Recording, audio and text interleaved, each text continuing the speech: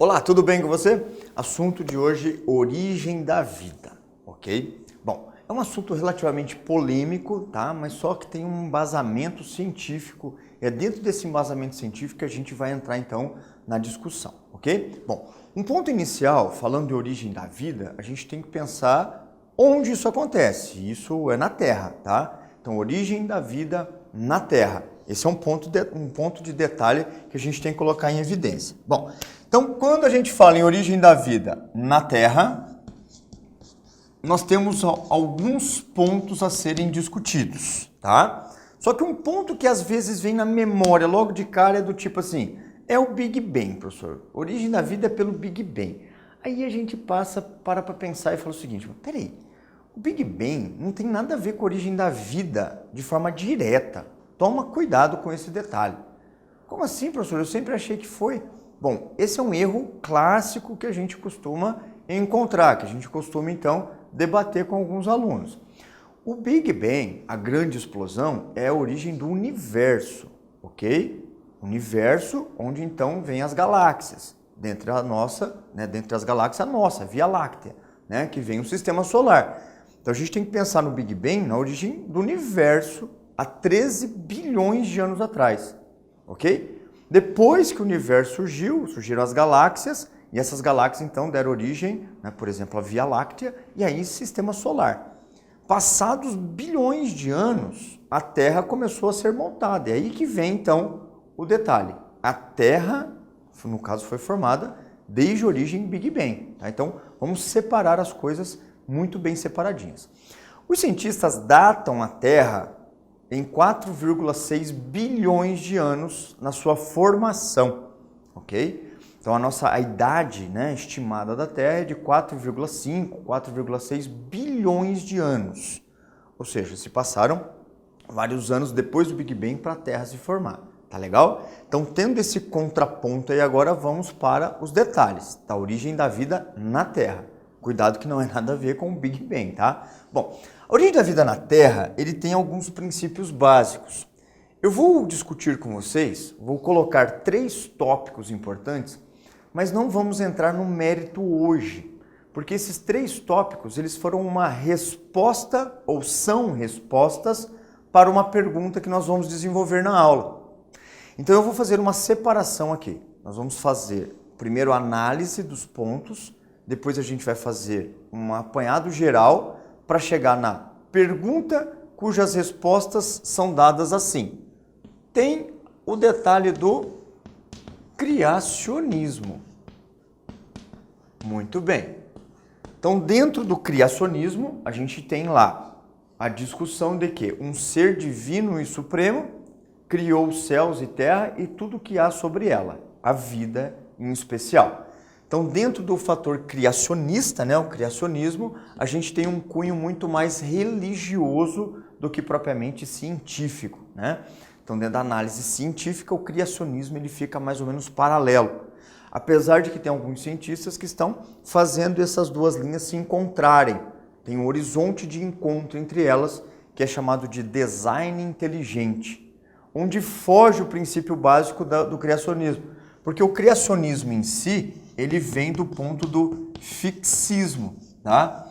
Então, a ideia fixista, a ideia do fixismo, né, é dado como Deus criou tudo, como é e como sempre será, tá legal? Não muda, não há processo evolutivo, portanto. Muito bem. Então, como eu disse, dentro da linha criacionista, a gente tem o fixista, os termos, né, o fixismo, e também existe o design inteligente, que é aquele momento que vem o encontro entre ciência e religião. Fala que sim, existe um ser divino e supremo, só que ele deu condições para que ocorressem mudanças significativas no processo de evolução. Muito bem. Só que isso é um ponto que a gente não vai entrar no mérito, né? Porque a ideia é discutir a origem da vida pontualmente, não como toda a teoria se desenvolve. Então existe esta. Existe uma outra teoria que é aceita por alguns, outros é de certa forma banalizada, que é a tal da panspermia? Bom, falaremos um pouquinho nesse momento sobre a ideia panspermia, tá? Quando eu falo em panspermia, eu preciso que você já pense nessa palavra, meteoros, tá? Os adeptos da panspermia, no caso, nos explicam que a vida ela veio a bordo de meteoros e chegou aqui na Terra. De uma maneira geral, né, a vida veio pronta. Essa é uma ideia panspermia, tá? A ideia da vida veio pronta é como se fossem bactérias mais primitivas do que nós temos hoje.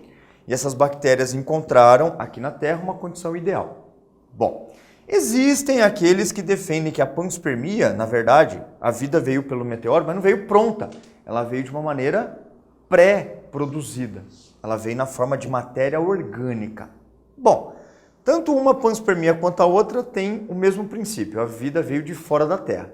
Então é como se fosse uma vida extraterrestre, ok? Mais ou menos nesse perfil. A gente vai falar um pouco mais sobre esse detalhe da panspermia, ok? Bom, temos um ponto agora, que é um ponto onde os cientistas tendem, então, a concentrar mais as suas atenções. Tipo, é o ponto mais aceito, né? Que a gente chama de origem química da vida. Origem química da vida. Que é aquela que explica que a vida surgiu aqui na Terra mesmo, a partir de compostos inorgânicos, dado por compostos orgânicos, que foram se organizando até gerar um primeiro ser vivo. Que a partir de então houve uma evolução, chamada de evolução química, ou origem química da vida, tá bem? Origem molecular, tá? Esse aqui tem um cientista que está vinculado a ela, né? É a teoria, a gente chama de teoria de Oparin / Haldane, tá? Os dois cientistas, nesses termos, né? Eles então nos divulgaram que a vida surgiu aqui na Terra mesmo de uma maneira química, de uma maneira então com que a matéria orgânica e inorgânica, elas conseguiram se compor, beleza? Como eu disse, esses três tópicos são respostas de uma pergunta que nós vamos desenvolver nesse momento, tá?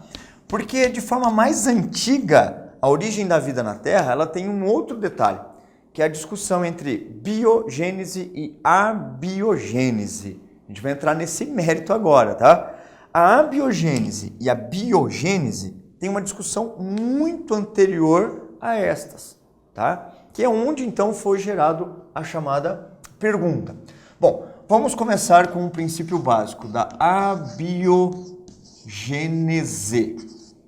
Como o próprio nome já está dizendo, se eu tampar o A, fica biogênese, a formação da vida, ou a origem, vida, né? Gênese, vida. Quer dizer que A é uma negação, não há geração da vida. Mas o que eles dizem? Os abiogênicos dizem? Que a vida foi de uma maneira espontânea, chamada geração espontânea. A chamada geração espontânea. E essa geração espontânea tem algumas discussões do tipo, partículas de poeira podem então, pelo princípio ativo, gerar alguns mosquitos, algumas mosquinhas. A lama em si pode dar origem a alguns anfíbios, tipo um sapo, né? De repente tem uma rocha ali, e essa rocha, por um princípio ativo, por um sopro vital, gera um outro sapo, ou gera um outro tipo de ser. Bom, dentro da geração espontânea, tá? Nós temos a discussão de que a vida não surge de uma vida pré-existente. A vida surge da matéria bruta, da matéria inanimada, tá bem? Então vamos escrever isso. A vida surgiu da matéria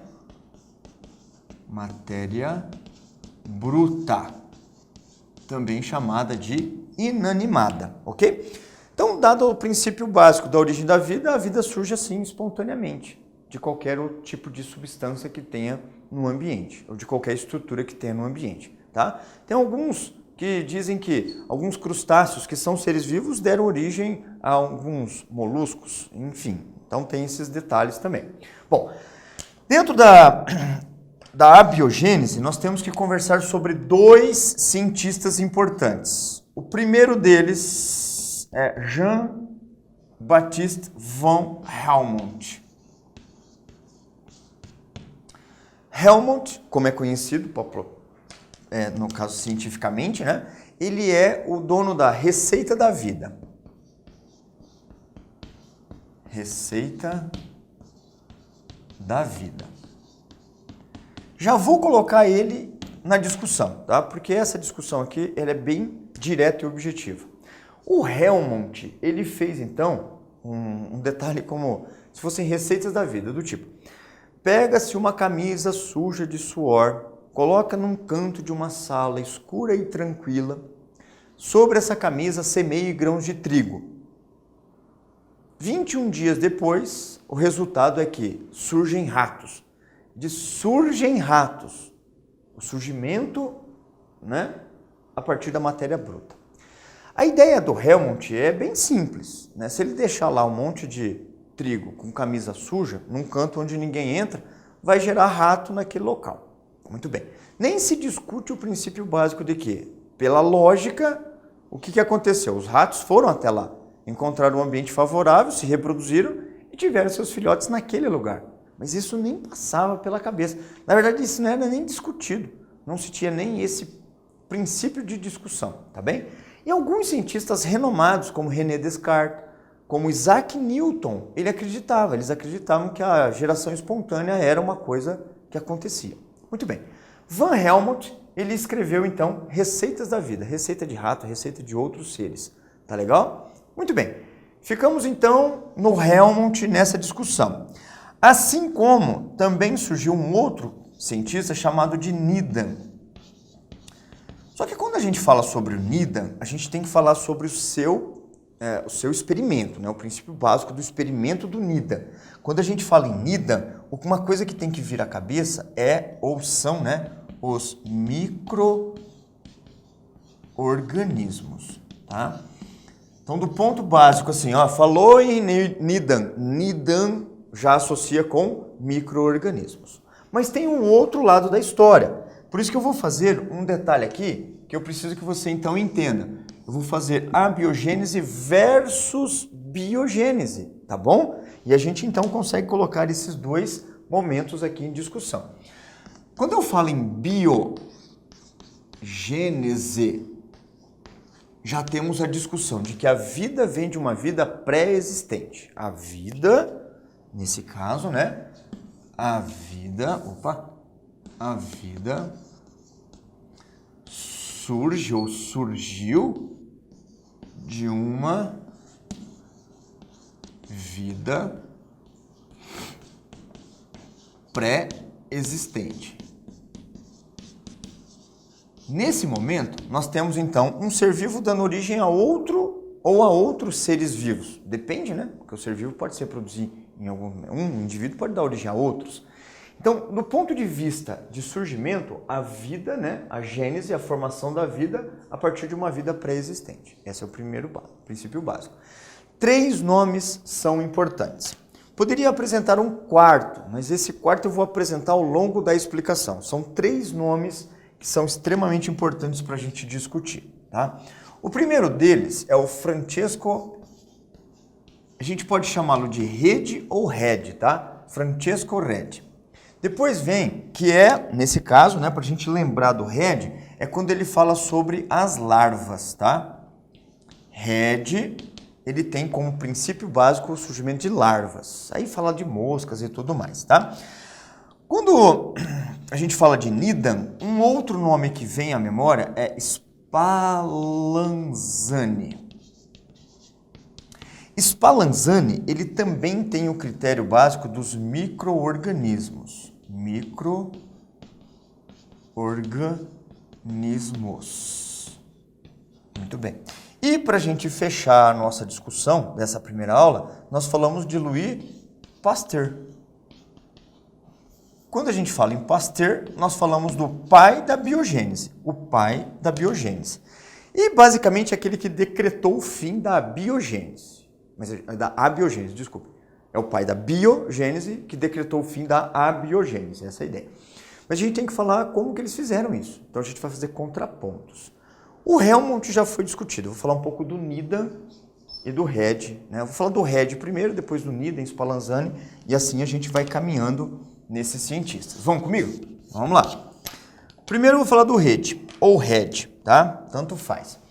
O Read, ou Read, Francesco Read, ele então fez um experimento que relativamente é simples, né? Dá para a gente reproduzir de uma forma bastante básica. Ele discutiu o seguinte, que a vida vem de uma vida pré-existente. Ótimo, vou provar. Então, o que o Read fez? Bom, primeiro ele fez observações. Como ele era médico, ele observava alguns corpos de pessoas ou corpos de animais que estavam em putrefação. E esses corpos geravam larvas. Os pessoal da abiogênese falaram que essas larvas vieram de maneira espontânea. Mas ele, por fatores científicos, critérios científicos, ele observava. Então ele começou a fazer experimentos. Um dos experimentos foi que ele colocou, por exemplo, aqui um peixinho, né, dentro de um potinho, ou um pedaço de carne, seja lá o que for, uma matéria orgânica, que não está em decomposição, matéria orgânica, um peixinho que está ali. Muito bem. E esse ele deixou aberto. Muito bem. E aqui ele pegou um outro potinho, colocou na mesma circunstância, né, o peixinho, tá, que não estava em putrefação, e manteve esse peixinho. Só que com um detalhe, ele fechou o pote. A gente chama isso de hermeticamente fechado. O Read, ou Read, ele estava com a seguinte expectativa. Esse peixinho, com a tampa aberta, vai atrair as moscas. Exatamente. O que aconteceu então? As mosquinhas, elas chegaram até aqui. Como o pote está aberto, a mosquinha entrou. E essas mosquinhas entraram e se aproximaram do material orgânico, que estava agora em processo de decomposição. As larvas, as moscas, botaram ovinhos e observando, né, e tudo isso, conseguiu ver as larvinhas, olha só. E essas larvas estavam se desenvolvendo, até que gerou novas moscas. Isso era facilmente observado. Foi o que o Read, então, argumentou. Falou o seguinte, as larvas só vieram porque a mosca botou o ovo. E a larva deu origem a outra mosca. Então, a mosca deu origem a outra mosca. A vida vem de uma vida pré-existente e na mesma espécie, tá? Uma mosca deu origem a outra mosca. Muito bem. O Read, nesse caso, com esse outro frasquinho, ele experimentou, né? É o seguinte, as moscas entram aqui? Não. Vai ter larva aqui? Não. Então, detalhe, se aqui não tem larva, aqui tem larva, porque a larva foi da mosca. Só que a galera da abiogênese tinha um detalhe. Um detalhe era o princípio ativo, o chamado sopro da vida. Tá? Então, esse detalhe, princípio ativo, sopro da vida, tem que ficar em evidência onde? Na abiogênese. Para alguns abiogênicos, o sopro da vida qual que era? O ar. Então, o princípio ativo não estava entrando no pote, no frasco do Read, ou seja, não estava entrando o ar. Isso significa então que a vida não pode surgir.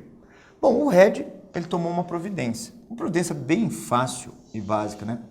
Ele pegou um outro pote, nesse caso aqui, só que no lugar dele tampar o seu frasco, ele colocou uma gaze. Ele colocou então um daqueles paninhos de curativo, né? Paninho de machucado. Olha só. Deixou uma gaze aqui. Princípio ativo entra, o ar entra? Sim. Se o ar entra, significa então que vai ter larvas nesse peixinho. Concorda comigo? Mas aconteceu isso? Não aconteceu. Como as moscas não conseguiram entrar, mas o ar sim, significa então que as moscas, no caso, não botaram ovos. Captou a mensagem? Bom, esse é o experimento do Read, o experimento das larvas. Lembre-se, Read com larvas. Só que aí, né, o Read, ele começou a divulgar o seu experimento. Ele começou a ganhar a queda de braço. Ele começou então a divulgar a ideia de que a vida vem de uma vida pré-existente. Mas veio o Needham. Quando o Needham surgiu, ele surgiu com a ideia de que a vida surgiu de uma forma mais simples. Ou seja, a vida surgiu dos micro-organismos. A partir dos micro-organismos é que a vida, então, ganhou um certo status. O que ele fez?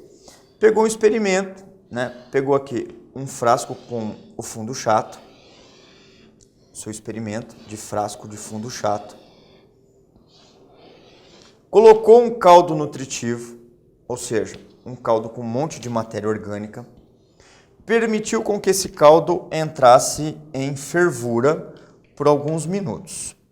Tem literatura que nos dá 30 minutos de fogo. 30 minutos. Alguns não são tão criteriosos assim, falam que ele ferveu por alguns minutos. Bom, o Needham tinha como objetivo a fervura matar os organismos microscópicos pré-existentes. Talvez ele tenha conseguido, do ponto de vista, geral, mas talvez ele não tenha conseguido. Essa é uma discussão que o Spallanzani levou para a ciência. Então, olha só, quando ele desligou o fogo, aqui estava, o fogo, ele então, opa, desculpa, aqui o fogo está apagado, tá? O fogo está apagado. Ele então pensou o seguinte: se surgir vida, é porque a vida veio de forma espontânea. Só que o Needham, ele teve, nesse caso, tem duas discussões, tá? Uma primeira discussão é que ele deixou o frasco aberto. Uma segunda discussão é que ele colocou uma rolha, só que essa rolha não vedou muito bem. Então, de certa forma, o Needham não fechou muito bem o seu frasco. E aí vem um cientista, que eu disse, São 4 propriamente dentro da biogênese: Reid, Spallanzani e Pasteur. E tem um outro, que eu vou colocar ele aqui na nossa conversa, que é o Joblot. Opa, com temudo. O Joblot, ele explica o seguinte, que no ar tem sementes. Essas sementes, entre aspas, que a gente pode então chamar hoje de esporos, tipo esporos de fungos, esporos de bactérias. E neste caso, se eu deixar o ar entrar, o que vai entrar junto com esse ar? As sementes. O Joblot provou por experimentos que isso acontece, tá? Mas o Needham ignorou completamente. Aí o Needham, então, começou a dar um pouco de status, ou seja, tipo assim, o Needham começou a ganhar briga. E o Spallanzani entrou na história. O Spallanzani falou: não, peraí, não é bem assim, não. O Spallanzani, quando ele estava estudando, junto com o experimento do Needham, ele falou o seguinte: olha, você não ferveu por um tempo suficiente e você não tampou de forma suficiente. Então, o que o Spallanzani fez? Vamos fazer um experimento. O Spallanzani, que é defensor da biogênese, ele fez um experimento muito parecido com o Needham, tá? Muito parecido com o Needham. Então, ele colocou o que aqui? Um frasco de fundo chato com um caldo nutritivo, seguindo basicamente os mesmos critérios para que o Needham, não tivesse oposição, objeção a esse detalhe. E ele então colocou sob fervura, só que ele ferveu por mais tempo, para garantir a total eliminação de organismos, tá bem? Então eu vou colocar aqui, mais tempo de fervura, tá legal? 30 minutos, mas fervemos por mais tempo, ou seja, colocamos então um detalhe diferente. Nesse momento, o Needham discutiu que ele perdeu a força vital. Olha só que bobeira. Falou assim: não, agora que você ferveu demais, você perdeu a força vital. Mas o Spallanzani estava ciente de que ele estava matando os micro-organismos de forma concreta, Porque o Needham ficou meio na suspeita. Só que olha o problema do Spallanzani. O problema do Spallanzani é que ele fechou o seu frasco de forma total. Pensa comigo, agora se eu fechar de forma total, vai entrar o ar aqui? Não. E o que é o ar para os abiogênicos? Princípio ativo, princípio fundamental. O caldo do Spallanzani não estragou, mas em contrapartida, o princípio ativo não estava presente. Então ficou aquele detalhe. Não deu certo, o experimento do Spallanzani foi dado como válido, mas para os da biogênese tinha argumentos para derrubá-lo. Até que surgiu o cientista mais importante da nossa discussão, o Pasteur. O que o Pasteur disse? Bom, Pasteur, ele fez o seguinte: bom, vou pensar aqui como eu vou proceder. Vou pegar um frasco de fundo chato, ou seja, vou copiar esses caras aí. Só que eu tenho confiança em quem? Em Spallanzani, tenho confiança em Joblot, porque a princípio o Pasteur era biogênico, tá? Então o que ele fez? Ele entortou o gargalo do seu frasquinho. E ao fazer isso, ele formou uma espécie de pescoço de cisne. Por isso que então é conhecido como experimento do pescoço de cisne. Colocou um caldo nutritivo, ferveu, não tanto quanto Spallanzani e nem tão pouco quanto o Needham, e ele conseguiu então chegar à morte dos micro-organismos. E ao matar esses micro-organismos, agora vem o detalhe mais importante. Ele deixou o frasco aberto. Frasco aberto, entra o ar. Joblot explica que no ar tem sementes, tem determinados esporos. Só que esses esporos ficam retidos na curvatura do gargalo. Portanto, não chegam ao caldo nutritivo. O ar chega, mas os esporos, que o Joblot chamou de semente, não entram. Em geral, em resumo, o que aconteceu? O Pasteur decretou que a vida vem de uma vida pré-existente. Ou seja, o Pasteur decretou que biogênese é a forma com que os seres vivos surgem. Só que lembra da pergunta? Tudo isso é para gerar a pergunta. Pasteur, se a vida vem de uma vida pré-existente, como que se deu a primeira vida? Como que surgiu a primeira vida na Terra? Foi aí então que surgiram as teorias que nós discutimos, criacionismo, panspermia e origem química da vida, que é onde a gente vai entrar nos detalhes em instantes, ok? A gente vai entrar em detalhes então num próximo encontro. Beleza? Bom, até aqui nós discutimos em geral a ideia da biogênese e a abiogênese em contrapontos, com os seus cientistas mais importantes. Beleza? É isso. Valeu!